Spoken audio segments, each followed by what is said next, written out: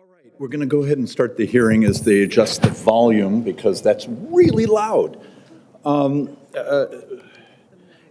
want to thank everyone for coming and participating on this. Here's the mechanic we're going to do because of the timing issues and Senator Hansen not being here yet. I'm going to actually introduce the witnesses. Actually, I'll do an opening statement, then introduce the Republican witnesses, and we'll stall a bit and let her introduce the Democrat witness. If not, I'll introduce you. No, I'll say she's totally awesome, right? Yeah. All right. So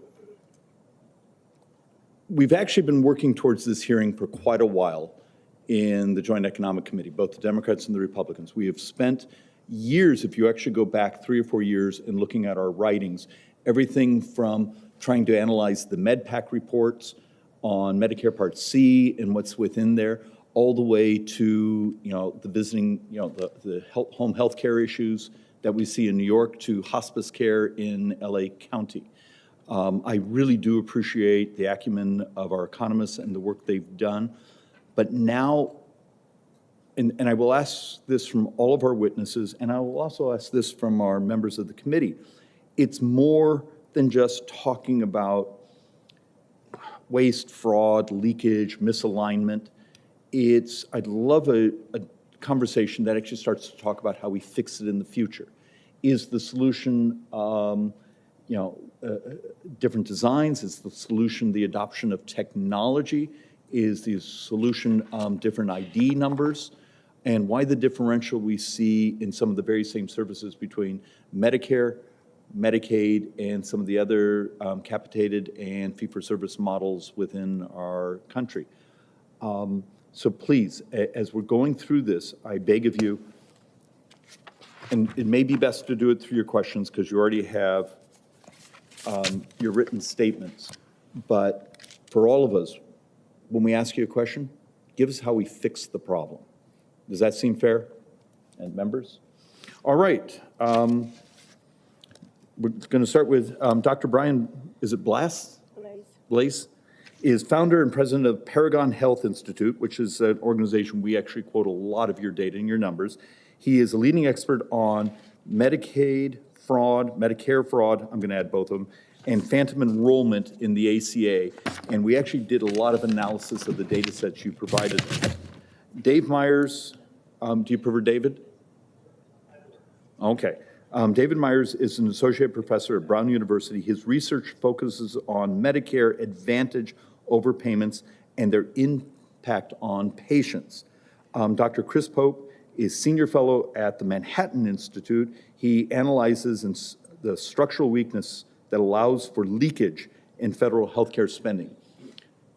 This is going to make my life easy, at least on our witnesses. Doctor, you're up. Ranking Member Hassan and members of the committee. Thank you for the opportunity to testify today. My name is Brian Blase. I am the founder and president of Paragon Health Institute. This week, the Trump administration conducted the largest healthcare fraud takedown in history and launched a major investigation into New York's troubled Medicaid personal care program. These actions are vitally important. Yet these cases are symptoms of a broader disease.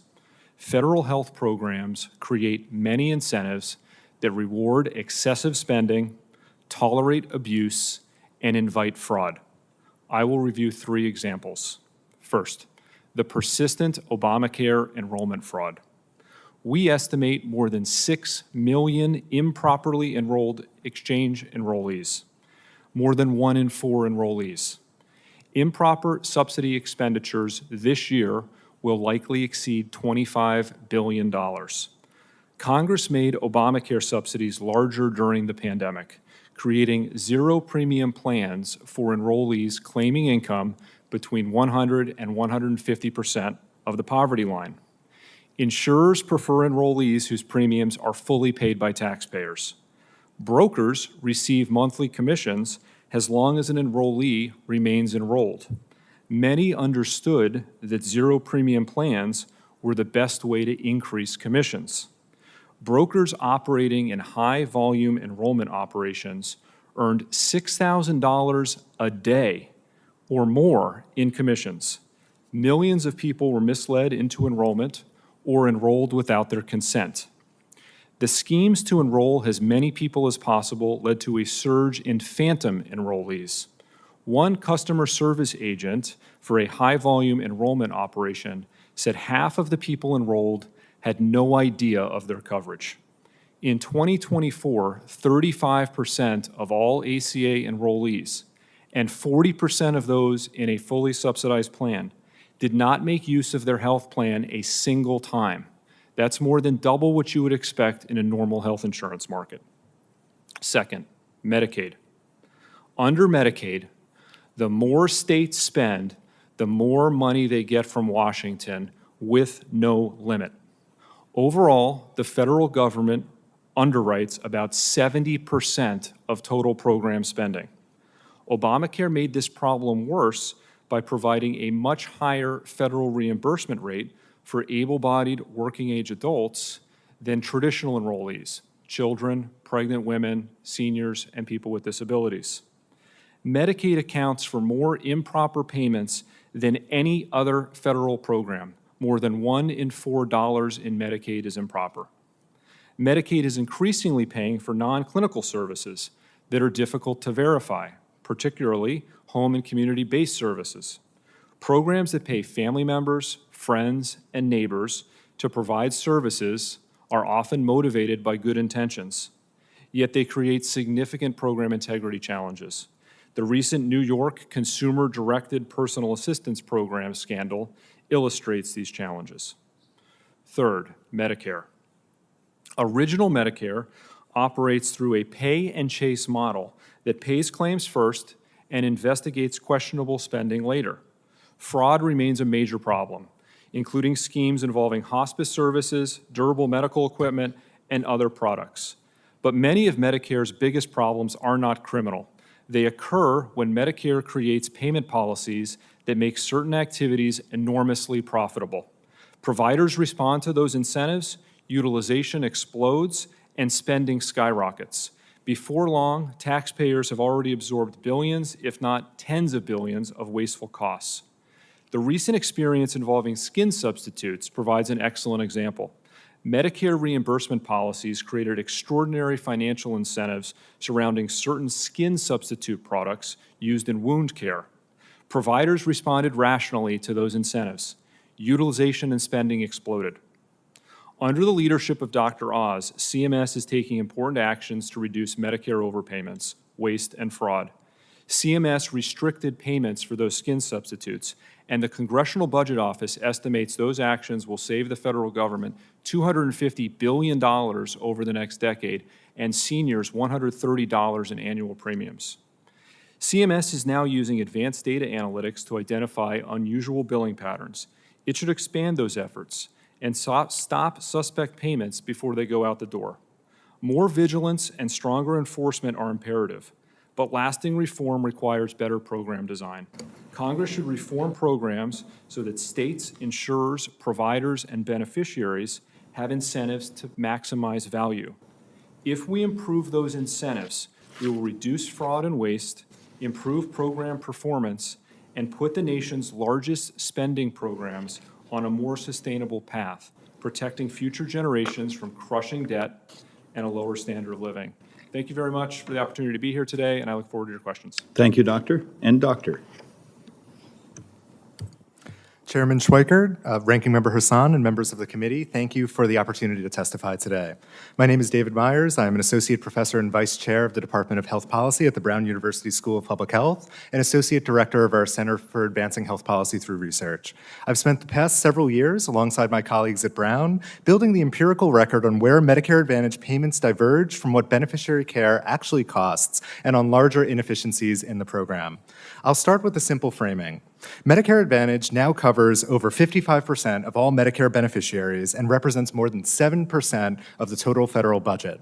It was originally designed to save money relative to traditional Medicare, yet in its history, it never has. Our work estimates that in 2026 alone, the federal government will pay MA plans roughly $100 billion more than those same beneficiaries would have cost under traditional Medicare. This includes estimates of differential coding intensity, favorable selection, and other inefficiencies, which I include in my written testimony. To put that in perspective, Medicare Advantage overpayment exceeds the combined improper payment estimates for traditional Medicare and Medicaid combined. While some of this is fraud, all of it is largely wasteful. These payment differences constitute a form of leakage from the healthcare system, where the insurers that operate MA plans are able to extract substantial funding from the federal government with unclear value for taxpayers. These overpayment issues don't just impact the taxpayer, but as the work of this committee has found, these overpayments also translate into billions of additional dollars in Part B premiums that all beneficiaries have to carry. What are some of the drivers of this overpayment? First is coding intensity. Medicare Advantage plans are paid on how sick their enrollees appear on paper. This creates a financial incentive to document diagnoses more intensively than in traditional Medicare, even for beneficiaries with the same underlying health. Current estimates put the spending impact of this differential coding at $22 to $30 billion a year. And while recent changes to the risk adjustment model under V28 has helped to address some of these issues, they don't change the fundamental incentive to code in the program. To achieve this level of coding intensity, plans use different tools such as home health risk assessments, chart reviews, and as a growing trend, vertical integration is starting to play a major role in this, as I discuss more in my written testimony. Second is duplicative spending on veterans enrolled in the MA program. When a veteran is enrolled in both Medicare Advantage and the MA plan receives a full capitated payment calculated as though it will cover all of that veteran's care, even when the VA is actually delivering and paying for most of it. The federal government is essentially paying twice for these beneficiaries. In work my colleagues and I have published, we've estimated the VA has spent over $23 billion in 2023 and will spend over $360 billion over the next decade for paying for care that MA plans are simultaneously being paid for. Third is the quality bonus program. MA plans are evaluated using a star rating system that is meant to help beneficiaries choose plans. Under the current system, high-rated plans receive bonus payments. However, unlike virtually every other payment system in the Medicare and every other quality measurement program that CMS uses, these benefits are not budget neutral, and 75% of beneficiaries are enrolled in plans that receive these bonus payments, with these payments totaling over $13 billion in 2025. There's little evidence that these ratings translate into better outcomes for beneficiaries, and as of right now, they represent a substantial transfer of resources directly to plans. These are just three of the major challenges, and I lay out some additional concerns in my written testimony. The good news is that there are well-defined, evidence-based policy solutions that can address most of these challenges, and in many cases, Congress already has introduced legislation on the table. On coding intensity, Congress could direct CMS to exclude chart review and health risk assessment-derived diagnoses from risk scores, which would save about $18 billion a year, and Congress could also direct CMS to apply a variable coding intensity adjustment that would take back more money from the plans that are coding at much higher rates, which would save at least $17 billion a year.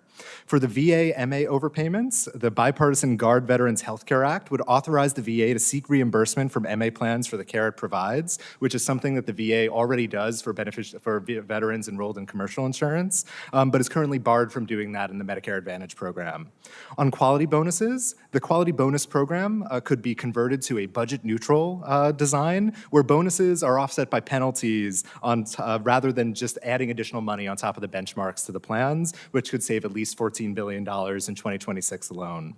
In closing, none of these requires dismantling Medicare Advantage. Many beneficiaries value the program and what it provides, but a payment system that systematically overpays by this magnitude is neither fiscally sustainable nor fair to the beneficiaries and the taxpayers that fund it.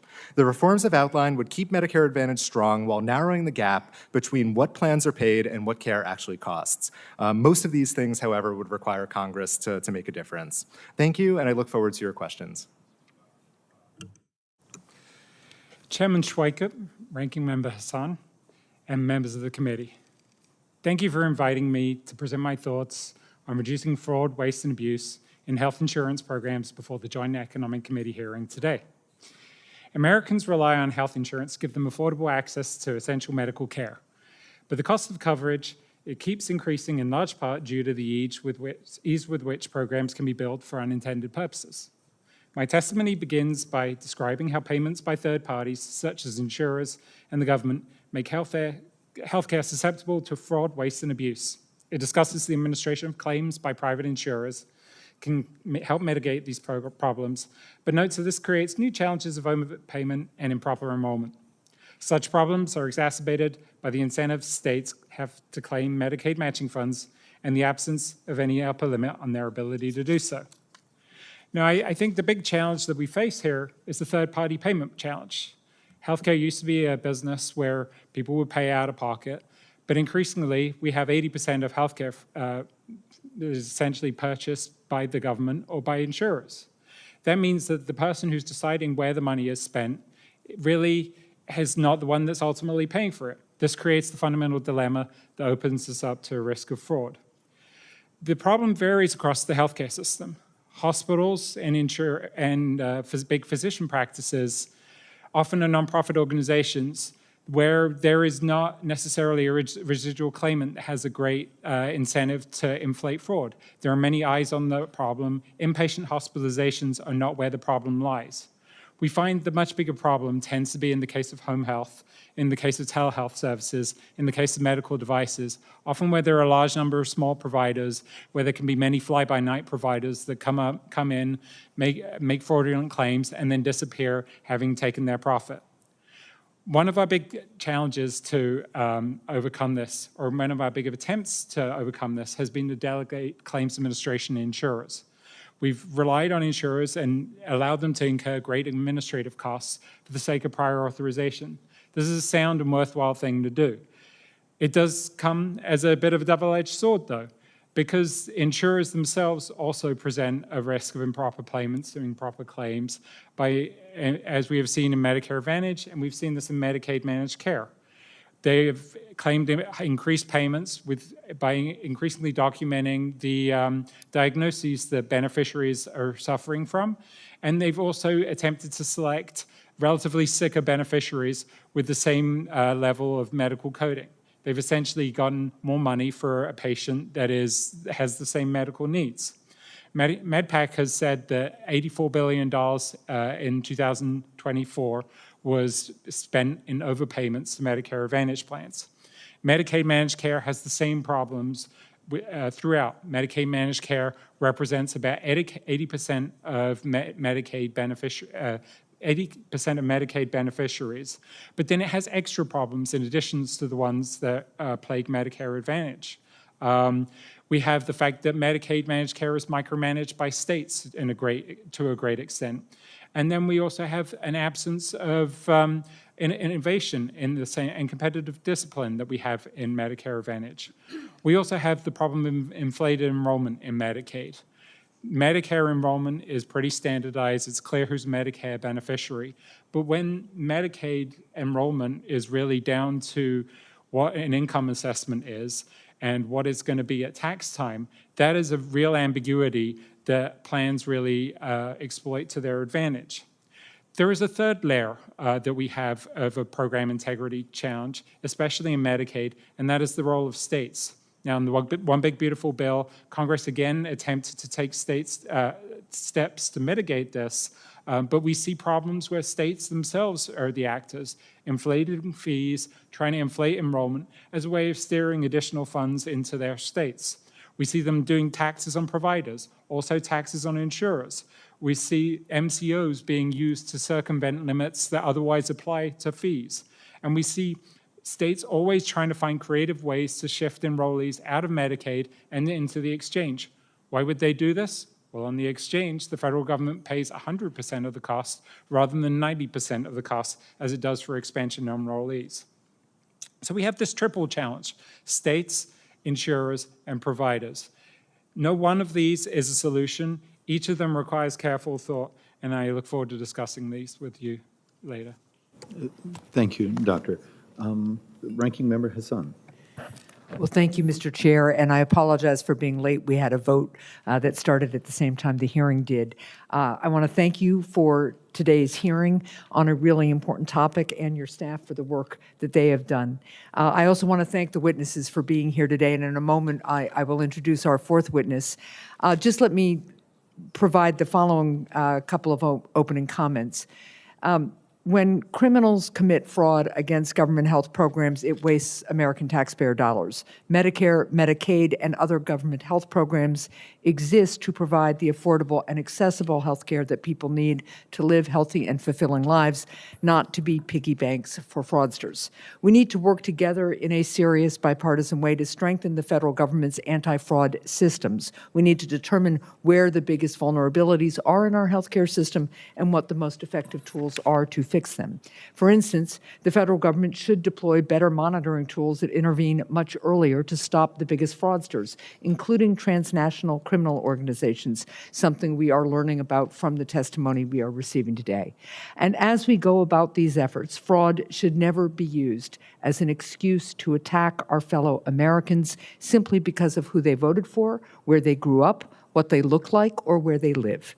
We have the most cutting-edge technologies and innovators in the world. There's absolutely no reason that we can't stamp out fraud while also ensuring that people get the timely and vital care they need. And one of the themes you will hear from me is we want to make sure that people who do need home care, which can be the most efficient, highest quality of life care they can get, aren't penalized because of the work of fraudsters.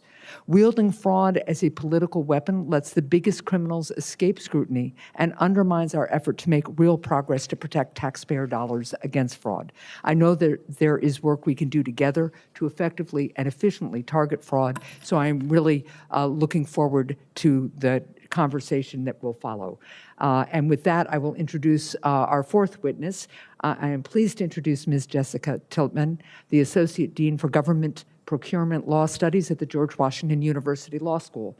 Ms. Tillipman is an expert on government procurement fraud, anti-corruption efforts, and the use of artificial intelligence by government agencies. Welcome, Ms. Tillipman, and I look forward to your testimony.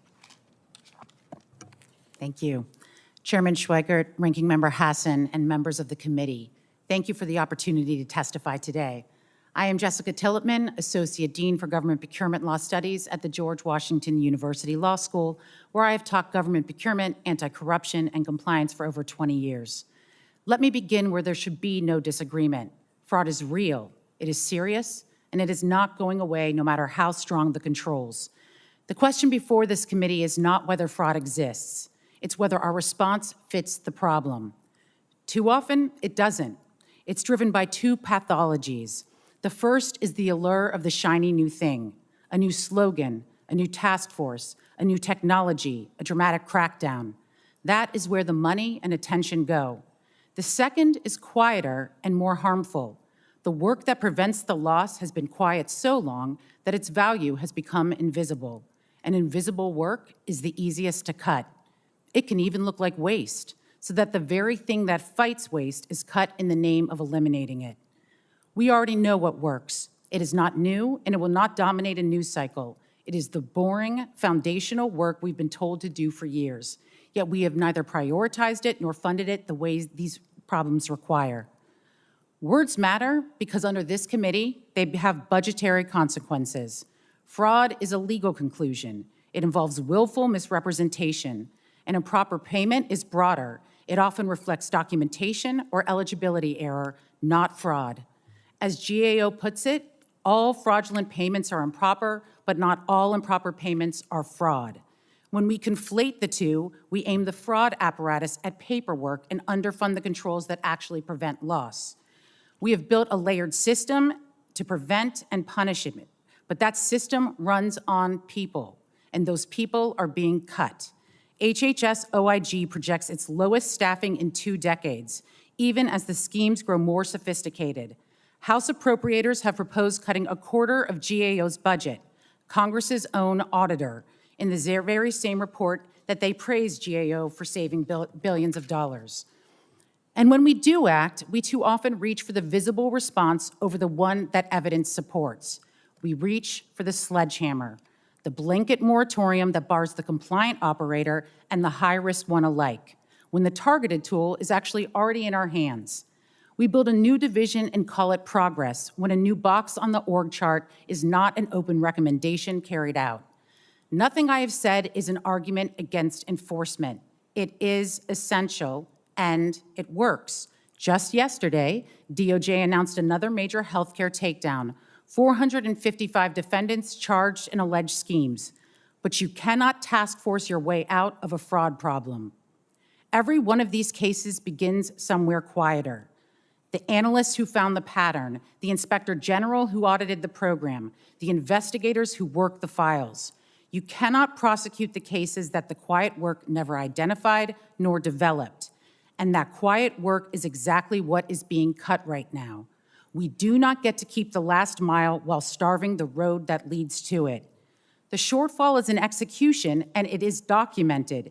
GAO and the inspectors general have made recommendations that sit unimplemented by the hundreds, including on Medicare and Medicaid program integrity.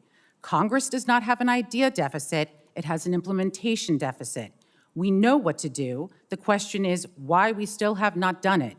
The most obvious reason is also the simplest. The successes of this work are invisible, but its failures are public. When prevention works, the payment is stopped before it is ever made, and there is nothing for anyone to see. This committee sees both the headline and the record behind it. We do not need a new idea. We need to finish the known work and protect the people who do that work. So let's fund the boring work. It is the quiet work that makes the headlines possible. Thank you, and I look forward to your questions. Thank you. We're going to do, as my tradition is, to go very last. So Ms. Sparks, then the ranking member. So Ms. Sparks. Thank you so much, Mr. Chairman, and thank you for doing this important hearing. I always said healthcare is, I pick my hills to die on, but healthcare is the hills that we should take if we want to save this country from complete bankruptcy and save American people from complete bankruptcy. It's becoming the biggest debt driver for American families, for our state budget, for federal budget. And if you think about it, our pre-COVID total budget was $4.5 trillion total spending. Now it's $7 trillion per year, and we're running huge shortfalls, and it's all mainly attributable to increases in healthcare spending, and our roughly double our debt, and mainly attributable to healthcare, and we're not getting healthier. And from developed nations, we have some of the worst outcomes is how much money we're spending. So I kind of say this became like a weapon of mass destruction, but it is. So my questions for you, I know that you're very, very smart people, but and maybe I'll start with Dr. Blase. Do you think the problem we also have, since majority of this healthcare spending sits in mandatory automatic spending, so Congress really never has to take a vote. So we look at the spend, and I'm like, wow, we're spending a lot. It seems like per person spending is really increasing, but Congress really never have to look and vote at it because it's like on steroids, and that is actually creates enormous opportunity of fraud because, it's a kind of like almost a money laundering operation from anyone who can't get now in that business, from cartels, from equity, from healthcare cartels, from everyone now is in that business. And, so Dr. Blase, what do you think? You brought up a few issues where it's happening, but what do you think? Is there something maybe we should start looking at the spending and start voting instead put it in the automatic spending? I wanted to get your thoughts. Yeah, thank you, Congresswoman, and I appreciate your dedication to the importance of this issue and getting government healthcare programs back on sustainable trajectory. You are going to have a moment when the Part A trust fund reaches expiration. That will cause Congress to act. The Part A trust fund is, it's a hospital part of Obamacare or of Medicare. It is funded with a payroll tax. It is running on past surpluses. That's going to reach insolvency within probably the next 5 years and would require an across-the-board 10 to 15% cut in payments. Congress is going to have to address Medicare insolvency and the challenges with Medicare at that time. There are just enormous challenges with Medicaid and the Affordable Care Act as well. Those programs have increased astronomically over the past 5 years, and in order to get the fiscal house in order, Congress needs to look at federal health programs. It is the one area of the federal budget that is growing most rapidly, save interest payments on the debt. Thank you so much. And we talk about funding, Government Accountability Office. They keep giving us reports, but we do nothing about that. So like giving them more funding is not going to do anything unless Congress will start acting on their findings. So, that is kind of almost hypocritical for us even to blame someone else more funding if we do nothing about it. They have enormous amount of proper payments. We don't even do the hearings that we used to do and actually looking at the areas of risks and focus that they brought up to us. We do nothing. We just complain here and do hearing after hearing and blaming someone and do nothing about it. So I put all fault on Congress. Dr. Meyers, you brought up some interesting issues, and I think it's a big issue. It's a consolidation, vertical integration. It seems like we have this big oligopoly problem, and we keep subsidizing more and more, to the larger, and then everyone will be too large to fail, and then we subsidize more and give more perverse incentive to consolidate. And if you have few oligopolies, a kind of like oligarchy we're creating, they can dictate any price they want. I mean, this is just a reality. We have no competition. I want you to elaborate a little bit more. You mentioned that, and what do you think the solutions would be? Yes, thank you so much for that question. It's a really important issue of sort of consolidation, both horizontally and vertically in the healthcare market. The Medicare Advantage program is now largely run by 3 or 4 major health insurance companies that are dominating the entire program. And so there's been a lot of this horizontal consolidation, but a bigger challenge has been this vertical consolidation. United Healthcare is the #1 employer of physicians in the country. And while this maybe could lead to some efficiencies, if it does lead to better coordination of care, the major concern is that that can be used to maximize payments and play around in the rules of the program in different ways. In work that my colleagues and I have done, we've found that as soon as a physician starts working for a vertically integrated practice, so they start working for a plan owned by a health plan, we see their risk scores go up 50%. Even though they're treating the exact same patients and the actual health status doesn't change. These vertical integrations also lead to this potential to get around these MLR requirements, that plans need to spend a certain amount of payment on sort of care and then a certain amount in overhead. And we're seeing in these vertical arrangements, you can charge yourself more money on the provider side of business in order to shift those profits from the plan side to the provider side to get around other rules that Congress has put into place. And so this is a major issue.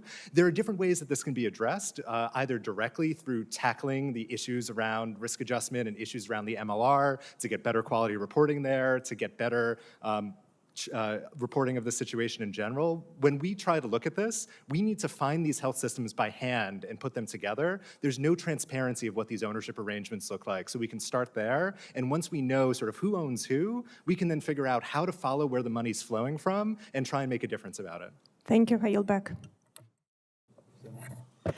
Well, thank you. And I appreciate there's bipartisan interest not only in this topic, but in the overall issue of healthcare costs generally. And one of the things we also need to look at is when hospitals and large systems buy medical practices, the shift for facility fees. And there's been some bipartisan work to really crack down on that, because overall the cost of healthcare is just too high, and we have to address that as well as coverage and fraud issues. Ms. Tillipman, I wanted to start with a question to you. Can you give your perspective on the most effective ways to stop fraudulent payments before they go out the door in the first place? And how could the government better use these strategies to stop the type of large-scale fraud that you discussed in your opening statement? For instance, the Russian transnational criminal organization that exploited loopholes in corporate transparency laws to defraud $10.6 billion from Medicare and Medicaid. Thank you for your question. Yes, so in my written testimony, I go into a variety of different tools. I think one of the benefits that I have coming not from a healthcare perspective, but coming from the government procurement perspective, is that a lot of my lens looks at it differently. I mean, a lot of the payment systems that we have throughout the federal government have similar pathologies. And actually, some of these things don't even need to start from scratch, but can actually view each other as templates. And so for a few things, is pre-verification obviously is one that I think is being pushed by a lot of by GAO, by the IGs, by many individuals who have studied this. Obviously, not every payment or every provider is going to be able to be pre-verified, and of course, that's going to require some risk-based post-payment triage to deal with the problem. But pre-verification to me is one of the top ways to deal with one of these issues. The second is going to be the information sharing. I actually believe that technology is going to go a very long way in helping our challenges. I'm a huge believer in it, and I think it is the future of fighting fraud across the federal government. The challenge is that we have to deploy it in a way that is responsible, meaning you have to have the governance installed and in place before you deploy some of these tools. And unfortunately, I think when you deploy an AI tool and you say that this is going to fix all of our problems in isolation without the appropriate governance, if you already have challenges within a system, it just launders those much faster. So appropriate governance, appropriate notice and due process so that you're not cutting off innocent providers by machine with human judgment. And one of the other big challenges that I raise, and I raised several in my testimony, is the idea of who is the ultimate beneficial owner, and that deals with the transnational issue that we've been talking about, which is the idea of who ultimately owns and controls the companies that are billing these programs. We have a serious problem with transparency into ownership in this country, and it starts, beneficial ownership starts at company formation. It begins with acquiring a domestic company that already has billing privileges, and then it basically perpetuates throughout the system. So that is a huge hole that we need to deal with. Thank you. Dr. Meyers, you've studied the role that brokers play in government healthcare programs, especially in Medicare. Separately, I know that in New Hampshire, a fake broker scammed a constituent of mine into purchasing a fake health insurance plan, leaving my constituent uninsured and with a $40,000 hospital bill. In other cases highlighted in your research, brokers received a commission when somebody simply renewed a plan that they had already enrolled in during the prior year, meaning that the broker got paid even though the patient no longer relied on their services. While I know that brokers can play a really important role in connecting people to coverage, it's clear to me that there are real issues in this space. So how do we prevent fraudulent brokers from ripping off the system without needlessly jeopardizing coverage? Yes, thank you so much for that question. I think this is a really important problem. Making health plan choices is complex. I spend my life studying this. My family members have just, many of them turned 65, getting on Medicare. It's really difficult to pick a plan. And so brokers fill a really important gap by providing that information.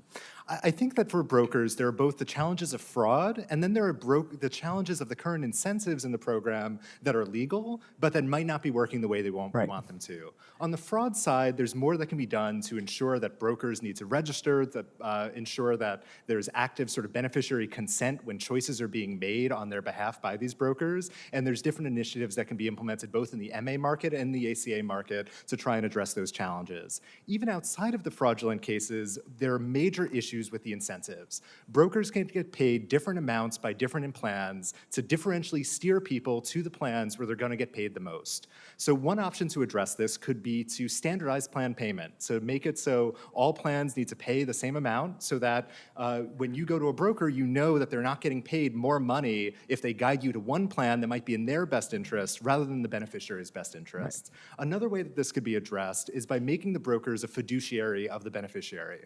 Right now, the brokers are not held to that legal standard, and there could be opportunities to ensure that brokers actually need to help beneficiaries make those plan choices as opposed to sort of steering to wherever they're going to provide the biggest bonuses. And of course, in the ACA, we had navigators, and the funding for those navigators who were not incentivized the same way as the insurance companies incentivized brokers meant that they were really acting, I think, as fiduciaries in their ways. So that funding has been cut. It's something we could look at, too. Thank you, Mr. Chair. Thank you. Don? Mr. Chairman, thank you for doing this, and thank you. I really have appreciated this, especially the range of perspectives, which are very different from one end to the other. But it's really good for us to hear all of them. I confess, having read them all and listened to them, I'm hyperventilating right now because it just seems such a big deal to get your arms around. Ms. Tillipman, for example, in your boring, the O of boring is the open recommendations. So you have all these things that CMS has recommended, the Inspector General. Well, is it just that we haven't allocated money for it? How much of it is leadership, Democrat, Republican, what do we have to do to get what's already out there? We don't have to invent it. These are recommendations from the experts. I turned it off. It's a great question, and unfortunately, the implementation deficit crosses all administrations, so it is an ongoing problem. I think that When I like to think of this in a comparison to corporate compliance, one of the things that a company would always do first thing, and we get a lot of great lessons from what companies that do for the private sector, is they will do a root cause analysis of what's going wrong, what's broken, what needs to be fixed. That's how they improve their corporate compliance programs. That's what GAO and the IGs are. They've gone in, they've done the root cause analysis, and they've said, we are the experts and here's what we recommend. The challenge that we have is some of it does indeed require congressional legislation. So obviously we know that CMS went in and tried to deal with some of the incentive issues associated with brokers, but it got challenged, and of course you're going to need legislation to address that. But some of it is basic. I looked at one of the recommendations, and it was just something simple like do a risk assessment for the entire Medicaid system to understand it. That is foundational 101 compliance. And so there are many recommendations that just need to be done. And part of Congress's role could not just to fund it or create legislation, but to hold them accountable, create actual concrete implementation deadlines, reporting requirements, hold people accountable for what's not being implemented. But to me, that's effectively the punch list for all the agencies, and we start there first. Great. Thank you very much. And I did appreciate your boring agenda. Dr. Meyers, too, you had an agenda. It didn't have as cute an acronym, but wonderful ideas. One of them was, and all of you in different ways have talked about the challenge of the vertical integration, which we know is bad in any industry. Starting from now, you can imagine a law that could prevent it. How do you unwind what has happened over the last 10 or 20 years? And we've had Ways and Means hearings with Chairman Schweikert and me, on just site neutrality and how that has led to all kinds of pernicious vertical integration. Yeah, I think that's a really excellent question. And it's a challenging thing to do because they've gotten so big. It's very difficult to sort of pull this apart. I think on one option, sort of on the far end of the spectrum, is you could think about structural separation. So you can pass legislation that sort of says, we're not going to allow insurance companies to buy provider organizations and sort of keep those sort of separate. And there's been some legislation introduced that would sort of do this and sort of break up these bigger firms. So that is sort of the bigger stick way of approaching it. I think the other way is by tackling the fundamental incentives at play that lead to sort of these integrations. If we address the issues with risk adjustment, if we address the issues with site-neutral payment, it might not undo everything that has sort of been wound up so far, but it reduces the incentives to sort of create even more of these systems moving forward. I think part of the other challenge is it's big organizations are able to take advantage of these rules even more than the smaller organizations are. So in the case of Medicare Advantage, it's the big insurers that are able to squeeze the most out of the risk adjustment system. If we tackle these tools that are being used, it could help sort of make it so the costs of integrating and the costs of consolidating are higher than what they're able to sort of squeeze out of the system under the current rules. Well, I only have 45 seconds left. The brokers, we found that they get paid for renewal, which is pretty cool deal. They're paid even if they're not taken to the right place. Our offices going to be filled with data brokers screaming bloody mercy when we try to reform the system? Ms. Tillipman? This is really interesting, and this is the one point, because I know you wanted to have a conversation about this. It struck me that it reminded me very much like a scenario from the government procurement sector, which, let me be clear, has its own pathologies and challenges. But there was a contract type that's actually stems from a kind of and became more popular during the World War I era, where it effectively tried to incentivize companies to engage in the procurement process because of the risk. And so they guaranteed a fee associated with their costs. So they guaranteed that they would make profit. And it was called cost plus percentage of a cost. And what that did is it started off with good intentions, like many of these programs, but over time, it basically outruns its initial good intentions, and it becomes exploited. Eventually, Congress banned it because they recognized the incentive associated with it was problematic and increasing costs. And so what Congress did and what the government did in response is it didn't go in and get rid of this whole idea of cost reimbursement or cost plus contracts. It went in with a scalpel, and it said, here is the problematic incentive component of it. We need to deal with that incentive component of it. And I think that, to me, is the difference between what I call kind kind of sledgehammer approaches when we're talking about moratoria and other issues, and the scalpel of going in and saying, that have been highlighted in some of their testimonies as these incentive-based challenges that are legal but problematic. Thank you very much. Mr. Chair, I yield back. Thank you, Mr. Meyer. And we expect a couple of our senators to come back, but I do want to jump onto a couple things. Dr. Meyer. Okay, so you have an expertise in Medicare Part C. As you know, part of our team for a year or two have been trying to, I've almost memorized the MedPAC report. If you ever look at mine, it's a little dog-eared, if that's the proper term. If I came to you and said, even with, what is it, the B28 trying to, deal with our risk adjustment modeling, how about going to a classic, true capitated model? That if you're an organization, provide the service, but make money because you helped your population be healthier and therefore a lower utilizer of services. So, as you know, we've written a piece of legislation to functionally end the star rating, move to elimination of risk scoring. So you would do your risk score model in your initial bid, and then once you have your population, you get one more shot at its actuarial recapture model. So if you end up with high levels of, a meteor hits part of your population, you actually have sort of a reinsurance model within it. My state's Medicaid system actually does something like that. Why is that not a more universal solution than trying to play whack-a-mole with risk scoring?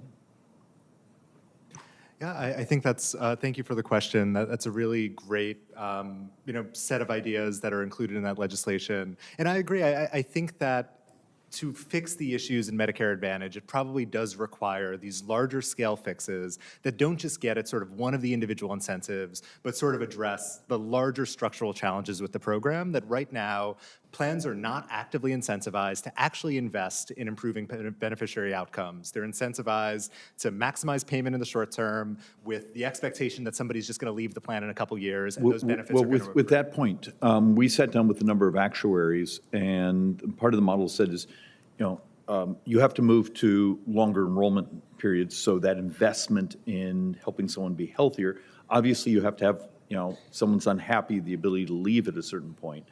And the actuaries sat down with us and said, look, you got to have like 3 years sign up. So if it's obesity or hypertension or something where you're trying to manage a chronic condition, that for the first 2 years it may be expensive, but third year you gain a benefit because you help that enrollee be healthier. Your opinion? Yeah, I mean, I think could be a lot of potential in a plan like that, as long as there was sort of that escape hatch if somebody was sort of in a situation that the plan wasn't working for them. But I think that there are opportunities that we can think more creatively than sort of the current model that we're currently using, and that's definitely one way to potentially reform the system. All right. Universal question for all four of you. I come to you tomorrow and say, I need as fast and universal solution to bad acts in everything from Indian Health Services to Medicaid to Medicare to health, TRICARE. Is there a data model that you've read about, thought about, had presented to you that, because I'm starting to believe our Congress's ability to think through dozens of little improvements instead of saying maybe we can find a universal one and maybe it lays within technology of identification, technology of plan models, technology. Where would you take me? I mean, I would tell you that the way to reform healthcare programs is to focus at the underlying incentives, and the incentives that we have from federal health programs right now are for more spending. It's the way that works in Medicare, Medicaid, the ACA. I think technology has a role, and I think improved data analytics from AI and being able to stop inappropriate, suspicious payments before they go out the door certainly has a role. But there are so many distortions that have been caused by government payment policy. I mean, the Medicare program is a set of price controls that the entire health sector has organized around. I mean, Senator Hassan, you have legislation that would address one of the most severe distortions, that we pay more for hospital-based services than we do for the same service in a physician office. That encourages a lot of this consolidation. I think we have to look at where government payment policies have incentivized so much of this waste. Dr. Meyer. Yeah, I think it's a great question, and I actually agree quite a bit with Dr. Blase that I think there are opportunities so you can have a better plan finder tool using technology that can take some of the role of the brokers. You can have a more AI-informed risk adjustment model that can address some of these coding issues. But I think that technology largely overlays on top of the larger incentives that are at work. And that technology is both available to the government, but it's also available to sort of the plans and the providers and the other actors in this space that will use their own sort of technological solutions to be on the other side of the table from this. And so I think that there's a lot of potential there, but I think it needs to probably be partnered with these larger reforms to the system that you and others have proposed as well. And is the reform moving to a capitated model? What's the universal reform? Yeah, I mean, I think we should move it to a capitated model across the board, that the federal government can't provide open-ended reimbursements for everything. All right, Dr. Pope. I think the most important role of better data here is really going to be in the Medicaid world. I think we can't underestimate how little we know about the Medicaid program, just because we have 50 states with entirely different Medicaid programs. The benefits vary enormously. The types of providers that are engaged in the Medicaid program vary enormously. Payment rates are sometimes routed through MCOs, sometimes not. We have enormous webs of cross-subsidies that are going on throughout the healthcare system.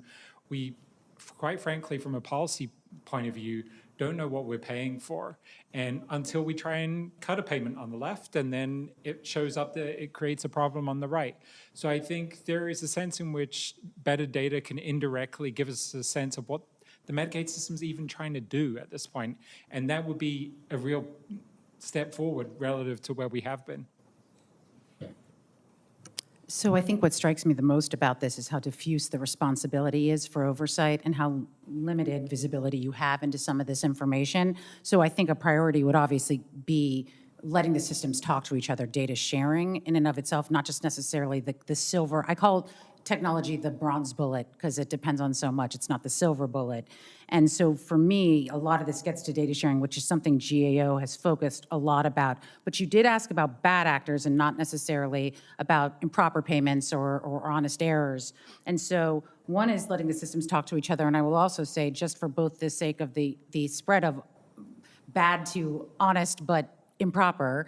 GAO has many recommendations on its website where it's detailed solutions that I think are excellent that deal with this. And so they have actual structural responses that I think we could learn from. But another one I want to point out, because you did ask about bad, and this is not data. It's actually about humans, and it's protecting the whistleblowers. So we know that one of the biggest reasons we have such significant recoveries, particularly through the False Claims Act, is through whistleblowers or the key TAM relators. That is the biggest driver of recoveries when we're talking about actual False Claims Act violations and misrepresentation. And currently, its constitutionality is being challenged. Right now, it's before the 11th Circuit. And the elimination of that really important channel, if its constitutionality, if that decision gets upheld, is going to be devastating to this country's efforts to claw back that money.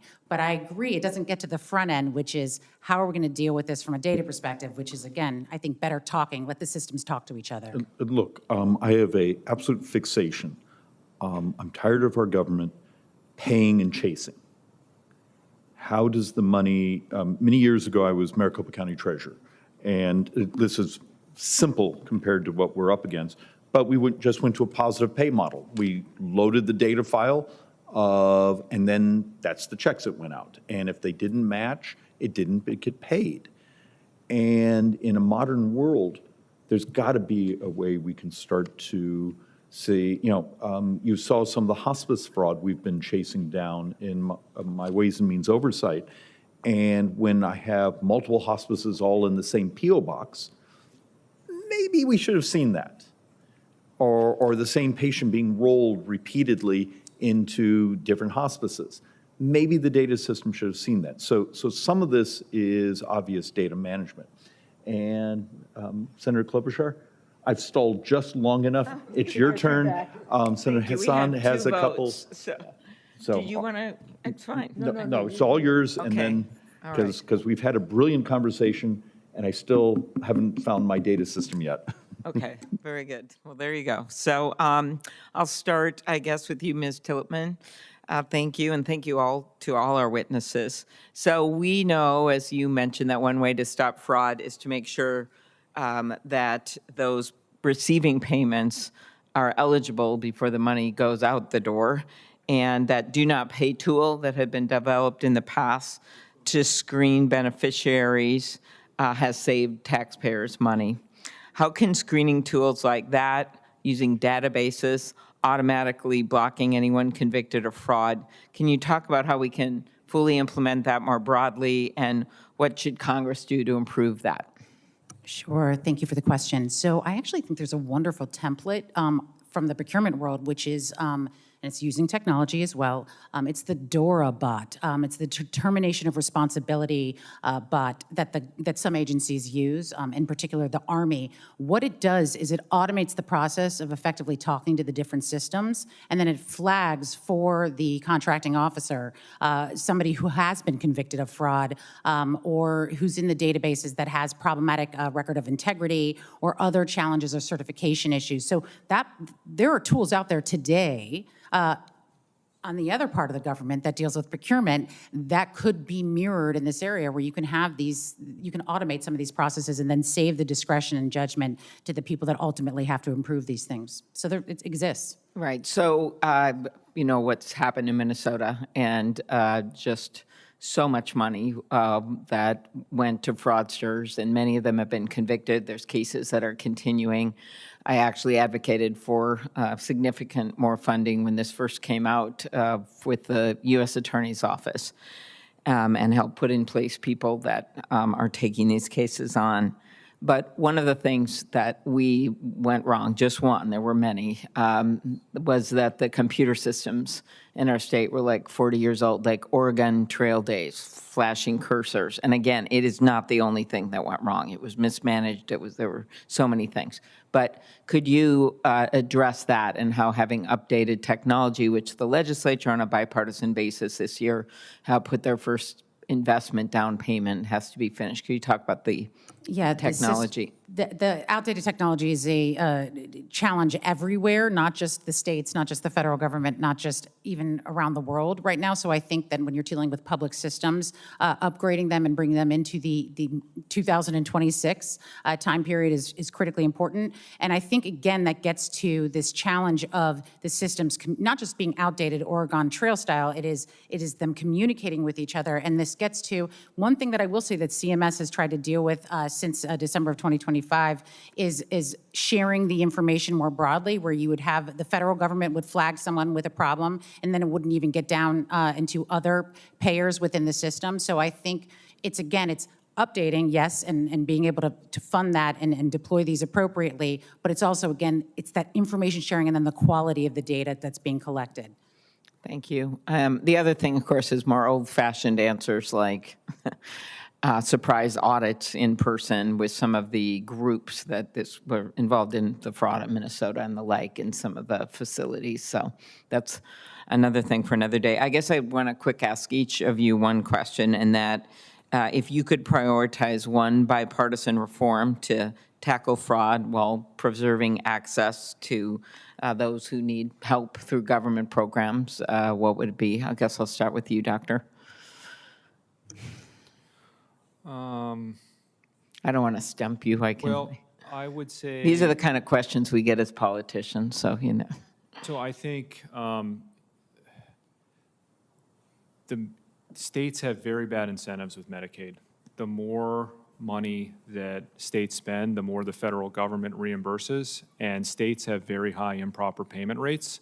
I think that as federal policymakers, you have a responsibility to federal taxpayers to recoup improperly spent money that states are letting out the door because they have such bad incentives. So I think recovering money from states when they have such high error rates would be my idea. Okay, thank you. We're working on that with SNAP, but then there was a little bit of a hiccup where the highest error rate states are getting rewarded, and we're trying to fix some of that on a 10-to-1 basis about. Dr. Meyers?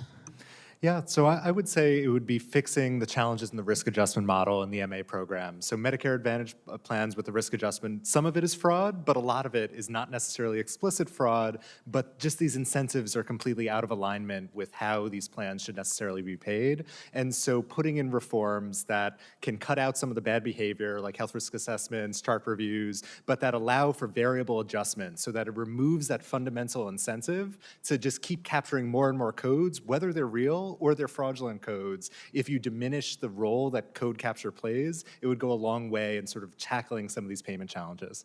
Okay, thank you. Dr. Pope? I think we have a real and growing challenge with Medicaid because there's a long tail of activities that aren't really healthcare. They're really a broader range of social services that are growing through Medicaid. We've heard about this through home health, nutrition, housing.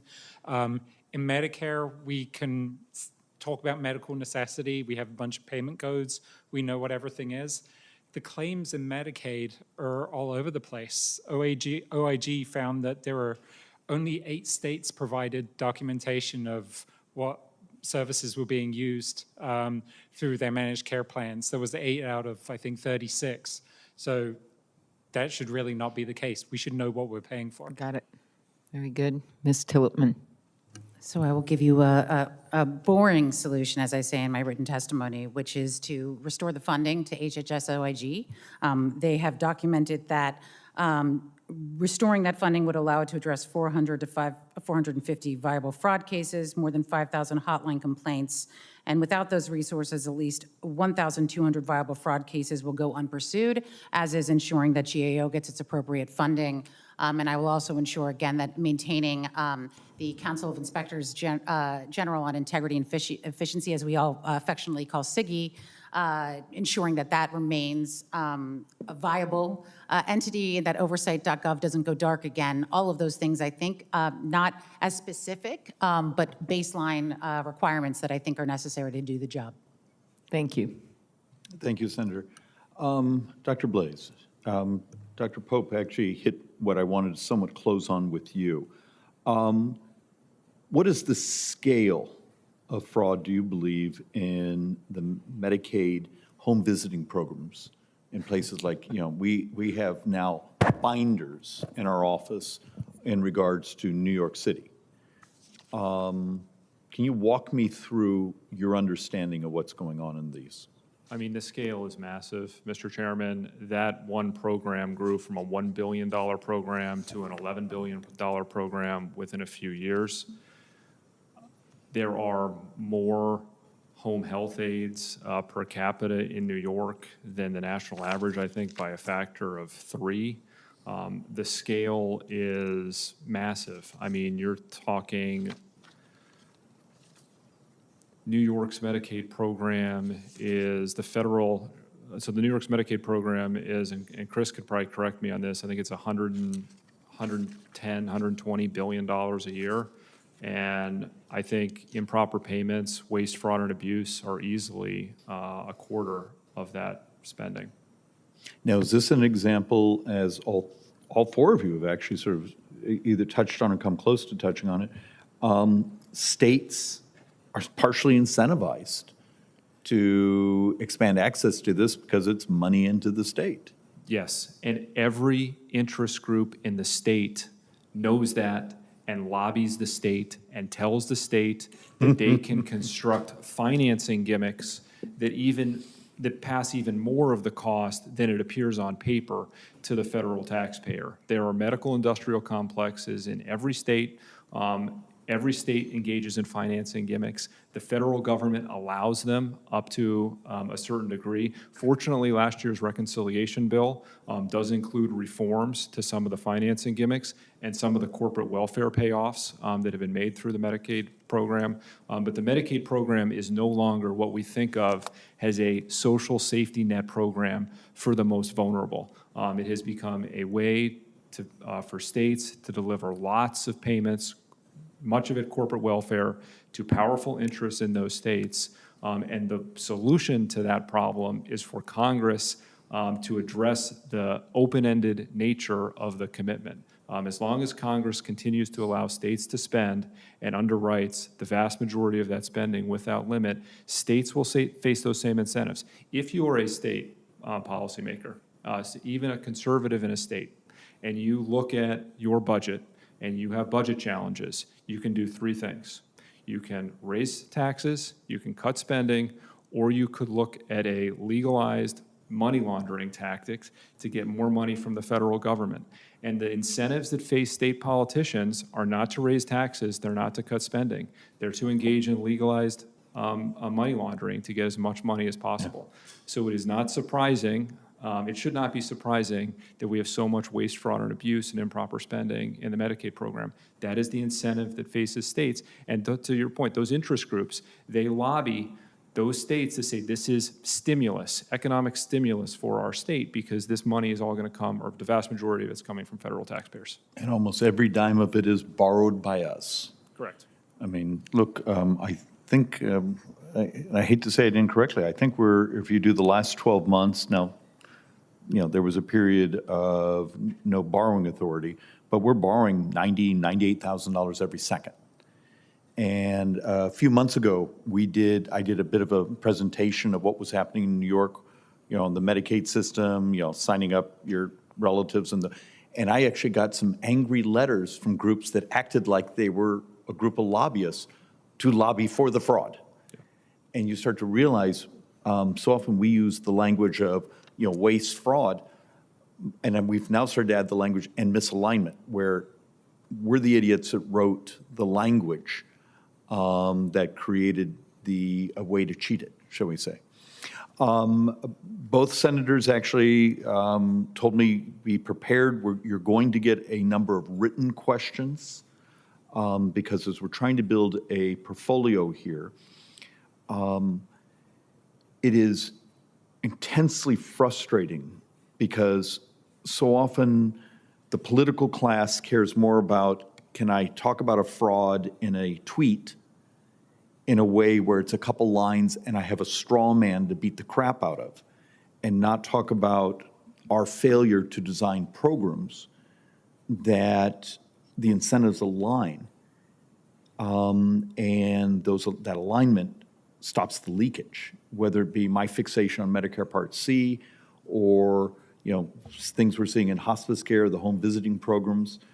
They're obvious. We have enough data. We are seeing indictments. And yet Congress cannot seem to even come up with a piece of legislation where I can get co-sponsors. And heaven knows, even my office has tried to, we've drafted multiple pieces of legislation. They're just complex. And everyone wants a simple, shiny object. And that's why I asked the capitation question, because from a simplicity of alignment of incentives, that in some ways is the universal solution. And then we have to adopt a number of the control mechanisms through sort of our procurement processes. So with that, I'm going to call the hearing to an end. Thank you for your participation. Thank you for your time. And do be prepared for written questions. And with that, we're adjourned.